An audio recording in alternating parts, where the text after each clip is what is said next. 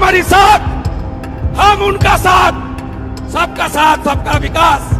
बंद करो। जैसे इजराइल सिकाया गाजा में, उस तरीके से हिंदू हित में चल रहा है सरकार। सबक सिखाना चाहिए। सब हिंदू घरे ध्वज उठे, एकदम सेपरेट कर दो एखनकार सब जिहादी मौलवादी साथे आमादेर हिंदू। नमस्कार, अभिवादन स्वीकार कीजिए। आप टेलीविजन न्यूज का एक्सप्लेनर देख रहे हैं। आपके साथ मैं हूं शबाब।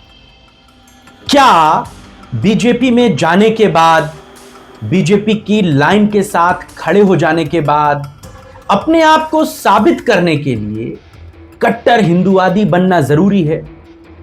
क्या अब ये एक चलन सा हो चुका है कि जो बीजेपी के साथ खड़ा होगा वो बीजेपी के लिए कम और मुसलमानों के लिए नफरती ज्यादा हो जाएगा?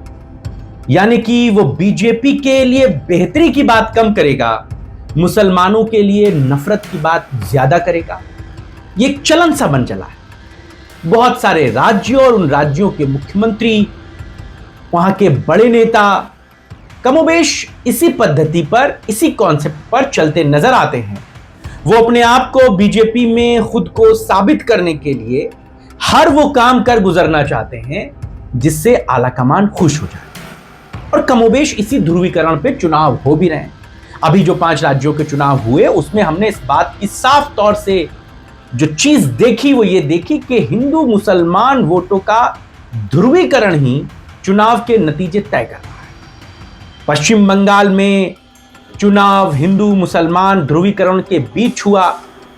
ममता बनर्जी पर यह तोहमत लग गई, ये एलिगेशन लग गए कि वो मुसलमानों के लिए काम करती हैं, तो दूसरे लोग उनके खिलाफ लामबंद हो गए और नतीजा यह हुआ कि बीजेपी वहां बड़े मार्जिन से चुनाव जीती। वहां हुमायूं कबीर जैसे नेता भी चुनाव जीते जो बाबरी मस्जिद बनाने की बात कर रहे थे। वीडियो उनका लीक हो गया, हजारों करोड़ों रुपए लेने की बात हो रही थी, प्रदेश के उप मुख्यमंत्री बनने की बात हो रही थी, बहुत सारी बातें। यही कमोबेश हेमंता के साथ असम में भी हमें दिखा, जहां पर मुसलमानों के खिलाफ टिप्पणी करना, चुनाव को हिंदू मुसलमान पोलराइजेशन करना, चुनाव को नतीजों तक ले गया। असम में जिस तरह हेमंता ने मुसलमानों के खिलाफ बातें कही, हिंदुओं के लिए बातें कही, यह बात साफ तौर से समझी जा सकती है कि चुनाव के बाद के नतीजों के असर क्या होंगे। अब तो बीजेपी की सरकार आ गई है, हेमंता खुलकर इन बातों को कह रहे थे। कमोबेश यही हाल पश्चिम बंगाल में भी दिख रहा है। पश्चिम बंगाल में शिवेंदु अधिकारी के अब ऐसे बहुत सारे बयान सामने आ रहे हैं जिसमें वो खुलकर मुसलमानों के खिलाफ बात कह रहे हैं। एक बात तो वो यहां तक कहते हैं कि बीजेपी को सबका साथ सबका विकास वाले नारे को बंद कर देना चाहिए, बल्कि जो हमें वोट दे रहा था, यानी कि जो हमारे साथ है, हम सिर्फ उसके साथ हैं, इस बात को कहना चाहिए। क्या संवैधानिक रूप से इस तरह की बातों को एक्सेप्ट किया जा सकता है? यह बात अपने आप में बड़ी खास है। पहले शिवेंदु के इस बयान को आप सुनिए और फिर इसके बाद आगे कुछ और उनके बयान आपको दिखाऊंगा जिसमें वो कमोबेश इसी लकीर पर चलने की कोशिश कर। আপনারাও বলেছেন सबका साथ सबका विकास, আর বলবো না, বলবো जो हमारे साथ हम उनका साथ, जो हमारे साथ, जो हमारे साथ, जो हमारे साथ हम उनका साथ, सबका विकास। बंद करो, नो नीड संख्यालघु मोर्चा। ভালো থাকুন, जय श्री राम।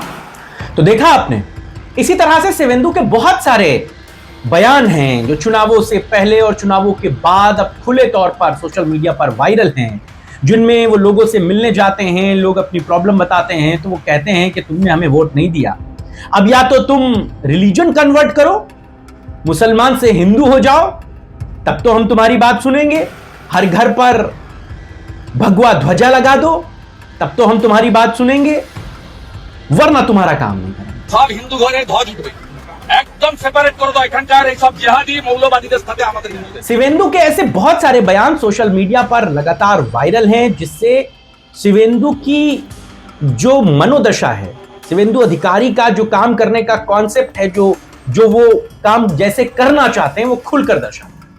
अभी तो पश्चिम बंगाल में मुख्यमंत्री डिसाइड नहीं हुआ है, लेकिन अगर शिवेंदु अधिकारी जैसे मुख्यमंत्री बन गए तो फिर उनके काम करने का जो तौर तरीका है, जो नजरिया है, वो आपसे छुपा नहीं। उत्तर प्रदेश के मुख्यमंत्री हों, उत्तराखंड के मुख्यमंत्री हों, मध्य प्रदेश के मुख्यमंत्री हों या बीजेपी शासित किसी भी राज्य का मुख्यमंत्री हो, वो खुलकर अब एक लाइन पर चल रहा है। वो लाइन हिंदू मुसलमान की खुले तौर पर, और बीजेपी को इसका लाभ भी हो रहा है। तो क्या बीजेपी को एक और मुसलमानों के खिलाफ आग उगलने वाला मुख्यमंत्री मिलने जा रहा है? क्या एक और संवैधानिक पद पर बैठने वाला व्यक्ति खुलकर हिंदू मुसलमान की बात करेगा? क्या ये संवैधानिक रूप से एक्सेप्टेबल है? शिवेंदु अधिकारी के ये बयान क्या चुनाव आयोग को नजर नहीं आते? शिवेंदु अधिकारी के बयान क्या कोर्ट को दिखते नहीं? ये बात अपने आप में बड़ी धीर गंभीर है। लेकिन हेमंता विश्व शर्मा, योगी आदित्यनाथ, पुष्कर सिंह धामी, मोहन यादव और जो तमाम राज्यों के बड़े नेता हैं या मुख्यमंत्री पद के दावेदार हैं या मुख्यमंत्री हैं, उनके हाल फिलहाल के बयान जरा देखिएगा। और शिवेंदु अधिकारी के चलते चलते आपको कुछ और बयान सुनाता हुआ छोड़ जाता हूं। इन बयानों के बाद सोचने की कोशिश कीजिएगा कि ममता बनर्जी की सरकार में जब तक वो मुख्यमंत्री थीं, क्या हिंदुओं पर इतने अत्याचार हो रहे थे कि बंगाल में उनका जीना दूभर हो गया था? क्या वो लोग बंगाल छोड़कर भागने पर मजबूर हो गए थे? ऐसी अगर कोई तस्वीर, कोई वीडियो आपके पास हो तो मुझे जरूर बताइएगा, दिखाइएगा।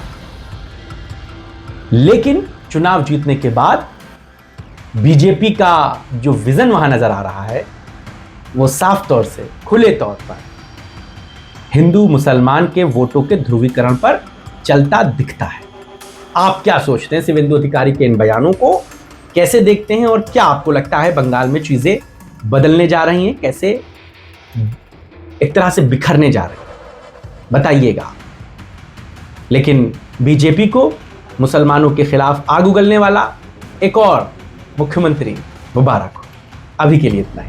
नमस्कार।